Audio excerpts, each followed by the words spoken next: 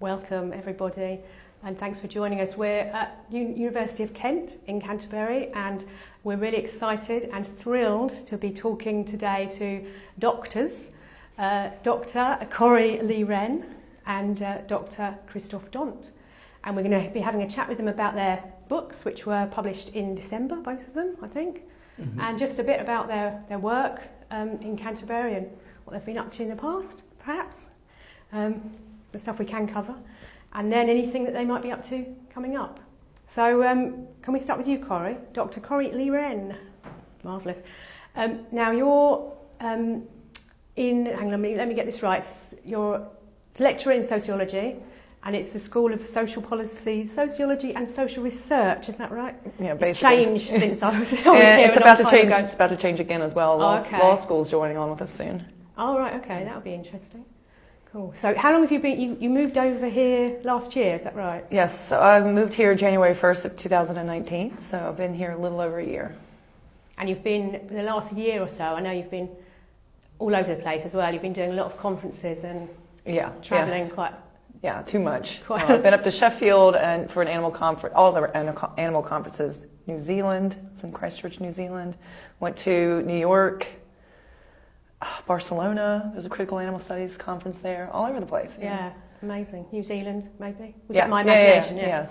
So people who are watching might know, or should know, Corey, from your being the founder of the Vegan Feminist Network, which I think you found in 2013. Yeah. So do you want to, just before we talk about your new book, do you want to just tell us a bit about the Vegan Feminist Network? Would that be all right? Just about the work of it and, why you set it up, really, I suppose. Right. So actually in 2012, I started teaching gender at Colorado State University. And when you design a course, and you have to do a lot of prep work to get ready for that course, so I was really inundated with a lot of gender research, feminist theory, and it was really coming to inform my activism. So at that time, my activism and my academic work were separate because I was a graduate student.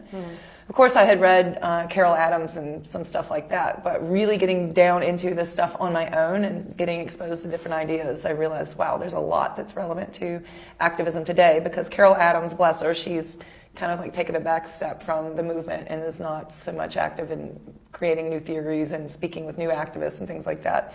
So there really is, I realized as I started to take this research and apply it to my blog work and to articles that I was writing, I was getting a lot of pushback from activists on the ground who, we have Sexual Politics of Meat that was published in, 1990, I think. So people are like, well, what's the deal with, why are you making a big deal about sexism when we have the Sexual Politics of Meat? We have Carol Adams, so we're not sexist anymore. But then they would read these blogs and have a lot of pushback because my feminism is quite radical, and the people were really not ready to think about how we had a celebrity culture in the movement, a lot of male worshiping in the culture of the movement. It was male books that were selling. It was male leaders who were getting spots on conferences and things like that. And when we're talking about the movement, we're talking about the animal rights movement. Just to be clear, right? Yeah. So this is coming from an animal rights perspective. Yeah. So I was getting so much pushback because I was really in the trenches of the activism. I said, there's a need for a platform, because at that time, we really did not have an online space for vegan feminist thought. So we created this, and I worked in collaboration with a woman named F. Coe, who comes from a critical race background. And we created this website as a space to have these ideas platformed in the animal rights movement, because before, Af and I and a few other folks actually had to go to feminist websites and kind of beg for space to talk about animal issues. And of course, the feminist movement is not always conducive to that because they have their own barriers. So we created that platform to give space to marginalized voices and marginalized ideas. And really it's just it's a free kind of information. It's free for people to use. It's free for people to contribute, and just kind of a crowdsourcing sort of place. And you regularly put stuff on there still, do you? Unfortunately, not as much as I used to, because I'm lecturer here. And I've considered in the past taking it down, but even to this day, so I was just mentioning the conferences that I've gone to. Don't take it down. No. Yeah, well, I had to pay out of my pocket every year to keep it up there, and it didn't cheap. Crowdfunding or something to keep it one year I did do that because I was a pretty broke grad student, and people did, and that did give me inspiration to keep it going. But what I've found is that even when I go to conferences. Like when I was in New Zealand for a conference, I had people coming up to me, young women, saying, "Thanks for making this website. I find it and use it. It's really useful to me." And a long time ago, I quit reading the comment section because when you're doing feminist work, you just basically get trolled and harassed and bullied. And I just said, for my own self-care, I'm not going to look at it anymore. But what happens is you get very detached from your audience, and you don't really know, are you making an impact anymore? So I do keep that on for that reason, but also for some reason even though I don't really contribute to it anymore, and it's kind of older stuff, older material on there, when I'm introduced for things like this, and when I was on the BBC radio last week or a few days ago, they introduced me as the founder of Vegan Feminist Network. So even just that concept that it exists, even though it's not especially active anymore, I hope to make it active in the future. I think is in itself a bit of activism. And I guess it outlines where you're coming from anyway. So even though that might be you've moved on, you've done lots of other things since then as well as that, but it actually is what you're about. Right. You know. And I'm actually working on another book right now. It's going to be titled, tentatively, Vegan Feminism. You heard it here first, maybe. Maybe. So I'm starting work on it. I just actually submitted a grant proposal for Tom Reagan's foundation, and hopefully I want to go to, there's the Marty Keel collection at Harvard University in the United States, and really has not been tapped at all. Like I was saying a minute ago, we kind of celebrate Carol Adams, and rightfully so. She did all this foundational work. But there's this history of all these other women who've done this amazing stuff. Like Marty Keel founded Feminists for Animal Rights, the first and largest kind of nonprofit, briefly became a nonprofit, but organization in the second wave for non-human animals from a feminist perspective. We don't really have touch with that history anymore. So I'm hoping in this next project to kind of revisit my vegan feminist interests and bring it to the spotlight again. Brilliant. We talked about Corey's future already then. what you're going to be doing next. Yeah. Should we come over, before you talk about your book, your new books, should we just come back over to Kristof? Who is that all right? Lovely. Yes, sure. Who is, so you can get a word in between the two of us. Who is, so hang on, let me get this right. You're in the School of Psychology. Yes. So you're a senior lecturer in the School of Psychology here at the University of Kent. We should say thanks to Kent for letting us film here as well. So apart from this, I know, how long have you been over here at UKC? Since 2014. Okay, so that July, first year beginning of July 2014. Yeah, exactly. So and then start as a lecturer in psychology, and in the meantime became senior lecturer. And we also start to get the idea we need to have a research lab focused on human-animal relations specifically, especially because we attracted more PhD students. So we founded Shark Lab, the research lab for the study of human intergroup and animal relations, human-animal relations at Kent. And that's going quite well now, because we kind of get a profile out there now, so a lot more, and we get a lot more interest from a wider audience, and the university also starts to recognize more and more that this is an important topic. So that's an interdisciplinary lab, is it, or interdisciplinary? It started in psychology, but then I'm a part now. Exactly. Okay. We soon realized there's actually a lot we can learn a lot more from interdisciplinary perspectives, bring that together with this common interest. Also to keep our visions and ideas quite sharp as well, to be challenged by other perspectives. The critical feminist vegan perspective that Corey's bringing to the lab to keep us a bit more critical as well. Because once you're in a disciplinary field, and that's kind of across academia the case, you get such a narrow focus that you forget there's so much more out there. And that's why it's so helpful to have this interdisciplinary ideas going around. So which other schools are involved in that? It's mainly psychology, but then sociology and sociology, social anthropology, or any? We had Monica. Yeah, Monica Becker. Joining as well. She had her perspective from she's not there anymore. But she's staying in Kent, which is exciting for the time being. We should say hi, Monica. Yeah. Sorry, Monica. we love Monica. Sorry, you then. For the core meetings, it's not much more than psychology and sociology at the moment, but we work together with the Kent Humanity. What's the name? Animal Humanities Network. Yes.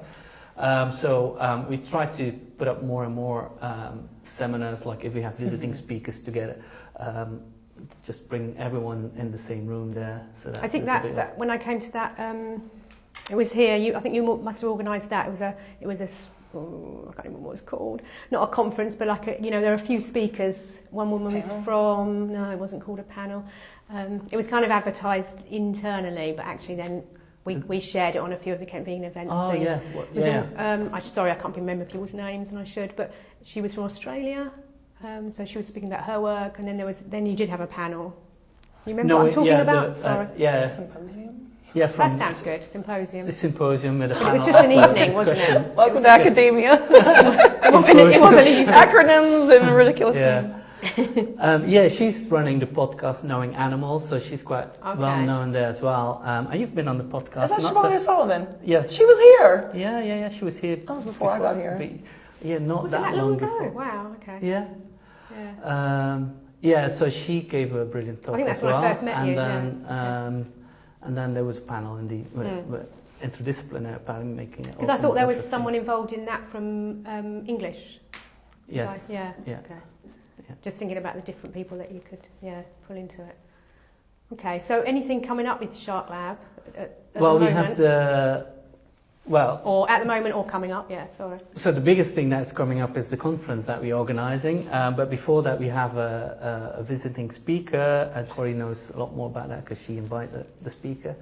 But I can talk a bit more about the conference as well. And then it's called the Animal Advocacy Conference, insight from the social sciences. So also deliberately pitched in an interdisciplinary way, and then also to bridge the gap between academic researchers doing research on this topic from whatever angle, can be the moral psychology of how we understand animals, how we attribute moral value to animals, like quite fundamental theorizing on that, but also quite applied research, intervention strategies, how to value animals more, how that shapes our thinking about animals, and then also how to make people reduce their meat consumption or turn vegan. And we get more radical activists presenting their work there, but also people from research institutes doing research on these topics, as well as kind of all kinds of people from the social sciences. So we got a very good number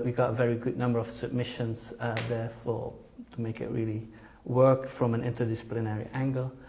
And together with that, we put up public talks as well, so free for the broader public. If you want to attend the 3 days of the conference, it's quite cheap as a student or as a non-academic. Well, also for an academic, it's still cheap. So you only pay £30 just for the entire 3 days, and that includes lunch. Wow. And receptions. So all those amazing speakers. So that's open to anyone. Anyone can come. Everyone can register for the conference. We'll plug it again at the end after we've talked about your books, sitting there very patiently. The purpose of the interview, right?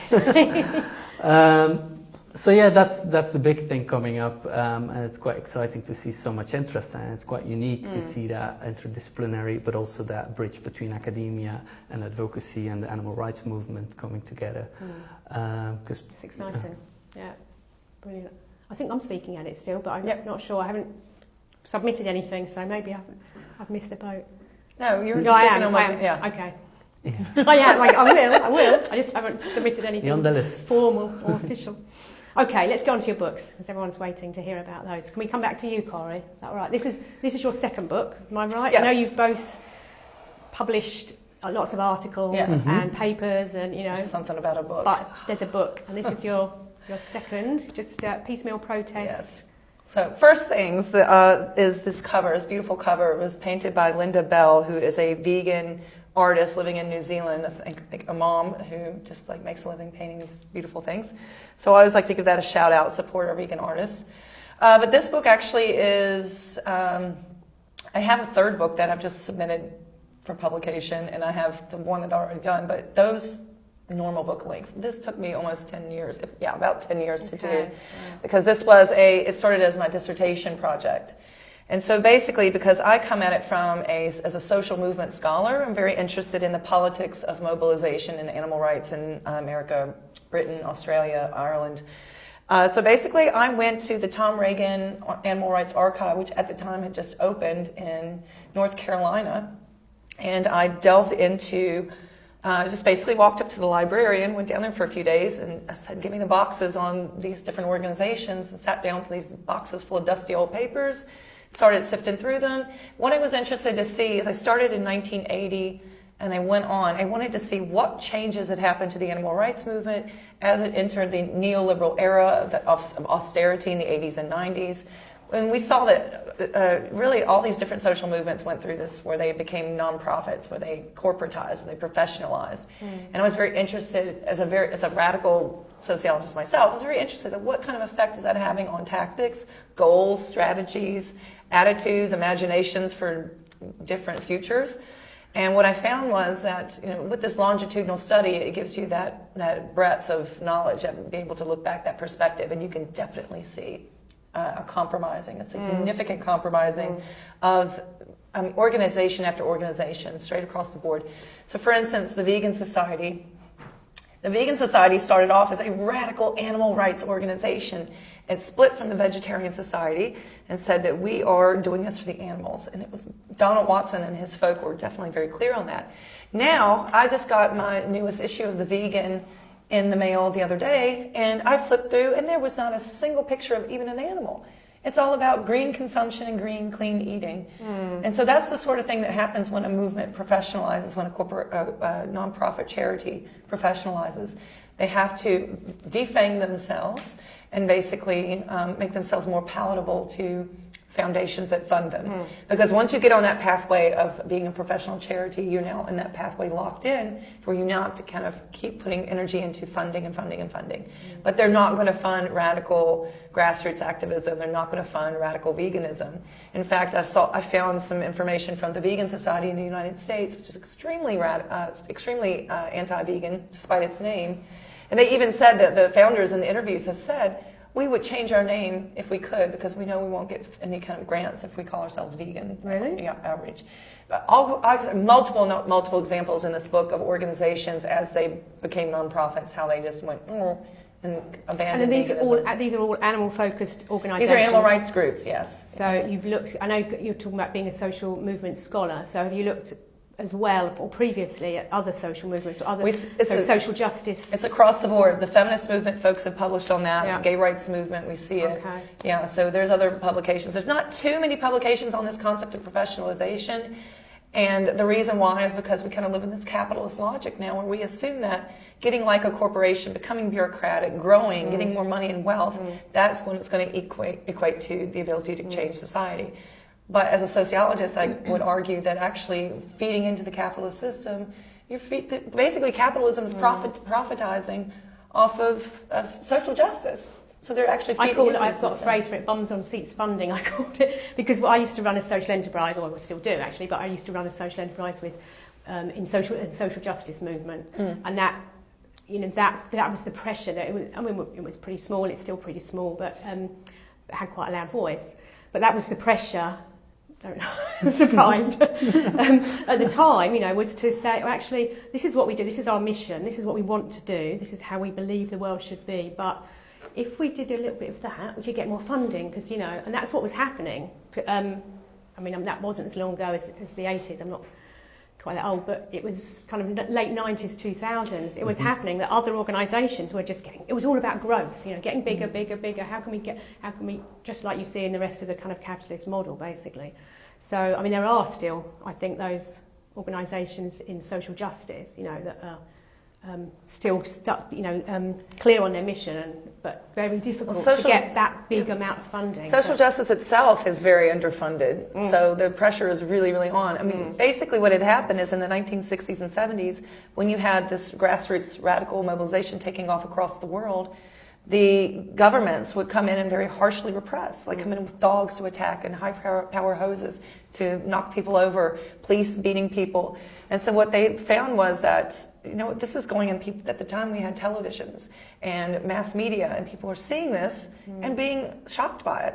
So these governments recognize that we can't keep doing that kind of thing, it backlashes, but instead we can do some soft power behind the scenes and incentivize people into this nonprofit system. And those nonprofits can then do that police work of kind of tamping down on radicalism amongst themselves, and amongst radical groups that are in their realms. There's a lot of evidence, I actually have in this book, of large nonprofits working to further marginalize radicals and disparage them, doing the work in the state. Would you say there are any social movements that have survived that and you know, kind of their integrity intact, or is it? I can't think of any that. I'm just thinking of the, you know, currently things like XR, you know, the Green movement. Well, that's not a movement. That's a faction within a movement, okay. right? Because look at Greenpeace. What the heck did they do? Sorry, I've just been distracted by Nick. You might have to. I know you might have to edit it out now because I was just like, I was giving you some more work. Yeah, back. Where were we? Greenpeace does nothing. Okay. Yeah, I was just coming back to, I suppose, kind of climate camps and, you know, where that all came from, and very much the grassroots. We have that in any movement. Grassroots movements, which aren't being funded, obviously aren't being funded, but you know, they're self-funding. But even the stuff that you do is very grassroots and community-based, and so there's factions within these movements that do that, but the movement itself, the big players, the ones with the power, the ones who represent the movement more generally, tend to be the sellouts and interested in like check writing and that kind of stuff. We want your checks, not your activism. Yeah. Okay, thanks, Corey. We're going to move on back over to Kristof and about your book. But yeah, maybe we can talk just again at the end just about where people can get that, and if there are any kind of official book launch events or anything. But maybe come to the festival then and bring a load to it. Okay, thanks, Corey. Right, Kristof, over to your Back to me. Is your first book or? Yeah, it's my first book, and it's an edited book, so that's quite different from Corey's book, because she wrote it all by herself. We thought, first of all, not just because we didn't have the time or the energy to write a book on our own, but and it's co-edited with Professor Gordon Hodson. He's a professor in psychology in Brock University in Canada. Okay.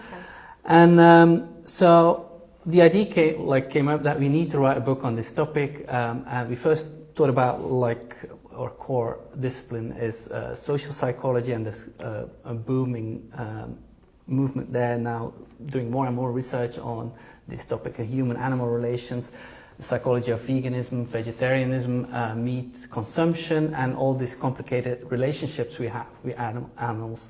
And so at the conference that we had here, I think it was back in 2016, on the Social Justice Research Conference, we had a symposium on this topic, and then after that we had a chat we need to do more with that. We need to kind of put something out there, but it would be good to pull in more people there, to have different perspectives.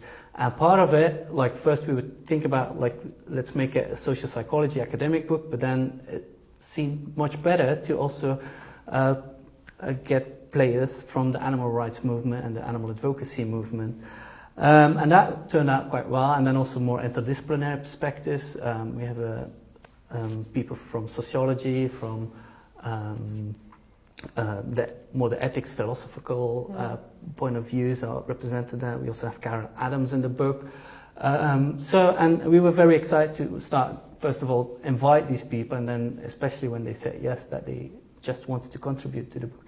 And that makes it quite a wide-ranging collection of different viewpoints there, and also just we have academics in there. They all wrote in a quite accessible writing style, so it's quite easy to read for a broader audience, which was the idea for the book in the first place. But they kind of write mainly about the research on the topic, but then the other chapters from animal advocates is about how they kind of perceive how the movement has changed as well, or where to focus on new goals, or what strategies they have been seen in the movement, and what they think works best as well to change people's ideas and attitudes towards animals, or what can change their behaviors, and especially consumption behavior. Yeah. So they're all kind of coming from that answering that question, why we love and exploit animals. Yes, so that's the main topic that kind of pull all the chapters together, and some chapters are more focused on that critical question than others. And that's kind of trying to understand the complicated relationship we have with animals. So on the one hand, a lot of people say, we love animals, we never hurt them, basically, they don't hurt them directly, but then they involved and engaged in the system that is very exploitative, like millions, billions of animals are killed every year. And they kind of start justifying these systems as well. So from social psychology and psychology, there's a lot of research on that now, how that actually works. So, and also from sociology, how these systems are in place, and what keeps that system going. But then from our perspective, it's kind of what makes people kind of justify that as well, and how can they actually live with themselves, that actually realizing that they are part of an exploitative system, while at the same time still claiming that they love animals. And that's all quite, actually most research today, the result of that, the outcomes of it is quite pessimistic. People are very good at justifying these things, or just we have all these psychological strategies to make it work, because we learn to live with the problem rather than to solve the problem. And that's from a very early age, and that's systemic, of course. That's in educational systems and like how we are being raised. That it's all normalized, and but yeah, we also like to think that it's normal, and we like to think that there's nothing wrong. Is that what we call cognitive dissonance? Yeah, so that's one major. That's one major theory behind it, is that we deal with that cognitive dissonance. But there's also these ingrained belief systems, such as speciesism, and that's then connected to other problems of social justice, that we see that these mechanisms are connected to racism and sexism. This is where vegan feminism comes in. Just doesn't call it that. That's what I call it, though. Yeah. So exactly. So that intersectionality approach, where these beliefs, and that's a different theoretical perspective than cognitive dissonance theory, because cognitive dissonance is more situational, where you deal with it when you confront it with it, but on a daily basis you're not really thinking about it all the time. It just became a belief system, both psychologically but also systemically, and that's more the sociological. So that can be psychological, and so on an individual basis, yes, but also culturally. Yes, so cultural exactly. Cognitive dissonance, whereas intersectionality, which is about all different systems of oppression linked together, connected. You can't dismantle one without the other. Yeah, exactly. Are you saying that those two? See what I mean? We could talk for hours on this. Sorry. I'm very interested. I'll come to some of your lectures. But we're saying those two things are incongruous. So cognitive dissonance theory and intersectionality. Is that what you were saying then, or am I missing the point? No, I think they can connect. But cognitive dissonance really at the psychological level, I think, where you kind of have to deal and rationalize for yourself this exploitative behavior that in principle you disagree with and that you actually don't like doing. But one of these things is all these justifying myths on meat consumption, for instance. It's normal, it's natural, it's nice, and so on. But then you have this broader belief system that makes you keep doing that as well. So, and one of that is the belief in human supremacy. That's connected to general social dominance strivings and dominance desires.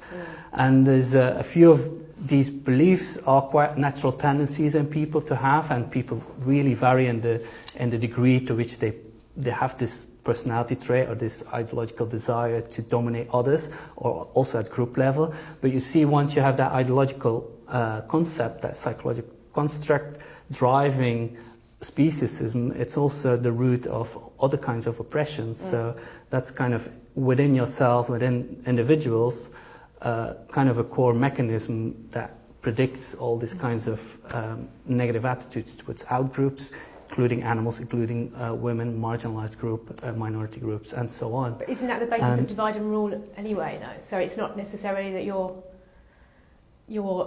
tendency to dominate, but actually your tendency to be dominated, or that's probably not a very messy way of saying it. So it's about control. So it's about elites. You know, we come back to capitalism, but part of it is controlling people by saying it's your fault because you're black, or you're not a human being. Yeah, that's part of it as well. So many. This is a different disciplines now, so that's very sociological understanding. Where his is that you have these core personality traits, which we don't do in sociology at all. No, I'm a social anthropologist, so but also these traits are influenced by systemic structures, right? So you kind of internalize how you're being raised as well. and how you kind of, by cultural norms, and these norms are very important drivers of what you kind of think is right and correct. And then you see all around it, the environment is structured in a way that kind of makes animal exploitation super easy, because you are not confronted on a daily basis. You get your food products nicely packaged, so like a way for anything that could display what the animals are actually going through. So I think that all links up nicely with the sociological perspectives. It's just a different level of analysis. Okay, I'm guessing that we might have to move on. I'm just thinking Nick's going to ask us to move on a bit. So first thing, I suppose, is where can people get your books? Just online, or the authors will don't say Amazon, please. We're not. So you can go to the. I know, Amazon is ethically problematic. Yes, does not treat its workers well. But you can go to the publisher's website. Yeah. So I know from Routledge is a little bit more affordable. I'm dealing with University of Michigan Press, which is not that affordable. But you can get it and it's ebook. hardback. It's hardback, but after about 2 years, it should switch over to paperback. But anyone can email me for it.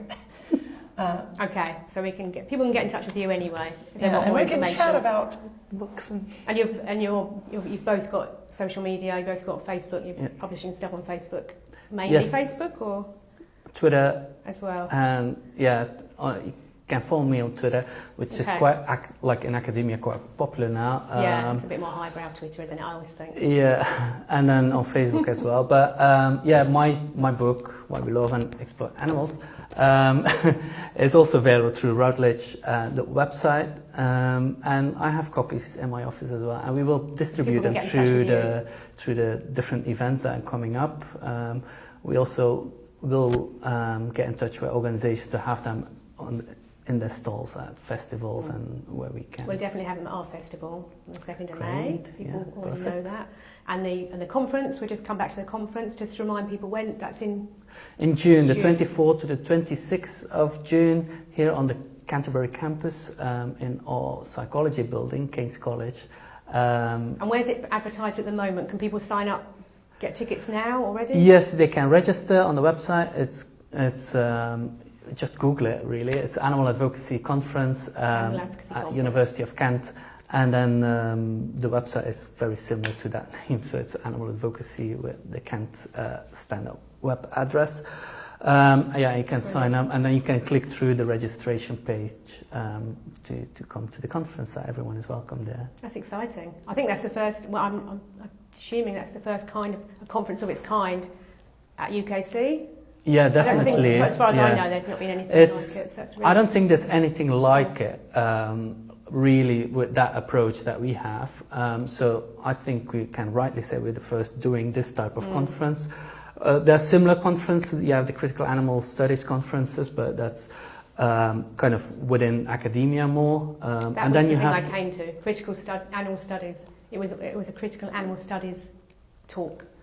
It's come back to me now. There you go. All right, actually it was, And then you also have the normal, the more widely known within animal rights moves, like the vegan festivals, or you have the International Animal Rights Conference. Yeah, actually several of those, but nothing that really brings these different perspectives together it will be slightly more academically focused in terms of the regular sessions, but we have lots of things on that should be appealing to the wider audience, and especially to animal advocates or people more active in animal rights organizations and vegan organizations. Yeah. So a good place for networking and everything. Yeah, that's all. Yeah. Like-minded people and having heated debates and not such heated debates.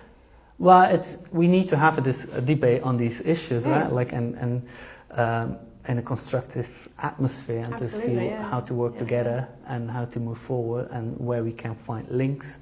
And the strategies, as you said earlier, what are the most effective strategies?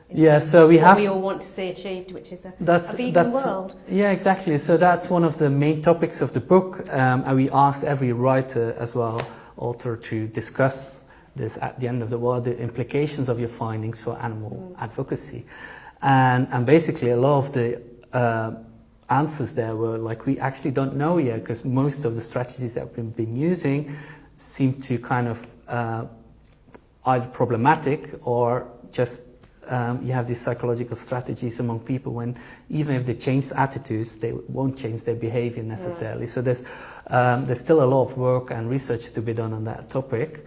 And then you get insights from people like Gene Bauer from Farm Sanctuary, who has also changed over the years in the strategies that he kind of tried to pursue in his animal advocacy.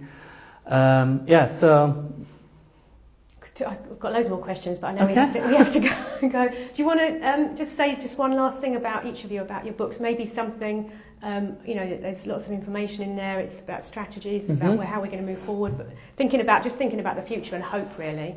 And I know you were saying, Corey, that there was, I can't remember the word you used, but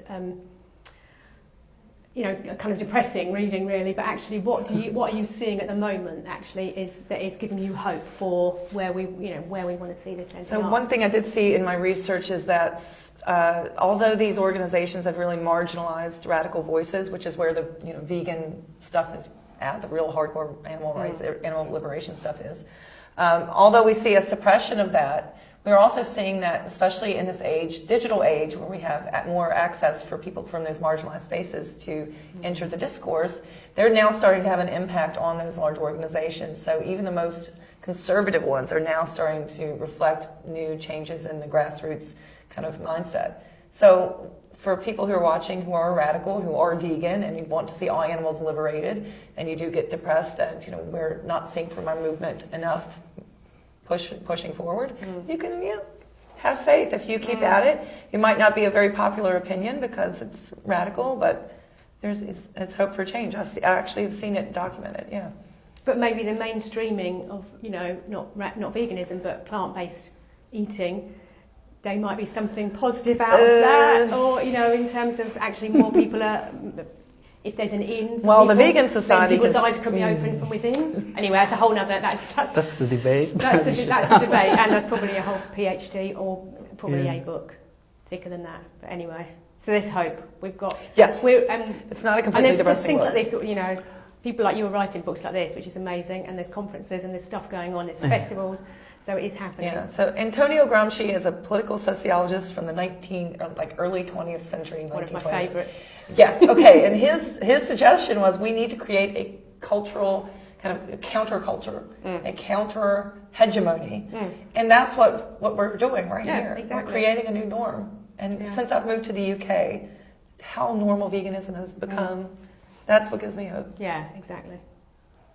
Exactly. Yeah, I'm also a bit more optimistic about that because you can see that the word vegan is catching on now, finally, and that gives also the opportunity to the larger organizations to adopt it again, and you see that they're doing it, and maybe not entirely in the way Corey wants to see it, but my impression is that they also become a lot more evidence-based.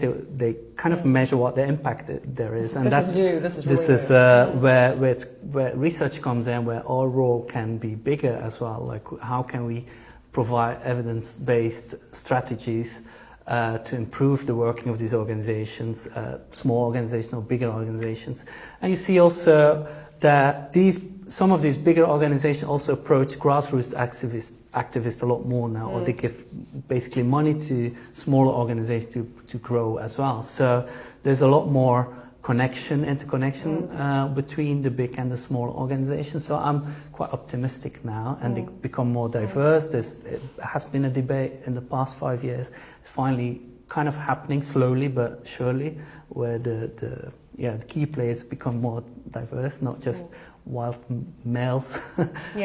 So like me. So I think I'm quite optimistic in that trajectory, and I'm always careful about judging someone else's strategy, especially in the absence of evidence. That you can't really know what the large-scale impact of their campaigning is. They might have different point of views or different smaller aims to achieve first, and then but still have the bigger picture in mind. But you would need to go through kind of the agenda really from each organization, what they actually want to achieve. But maybe we can say that if the intentions, as a friend of mine always says, it's about the intention. So if the intention's the right, right. But, see, I doubt that their intention is always.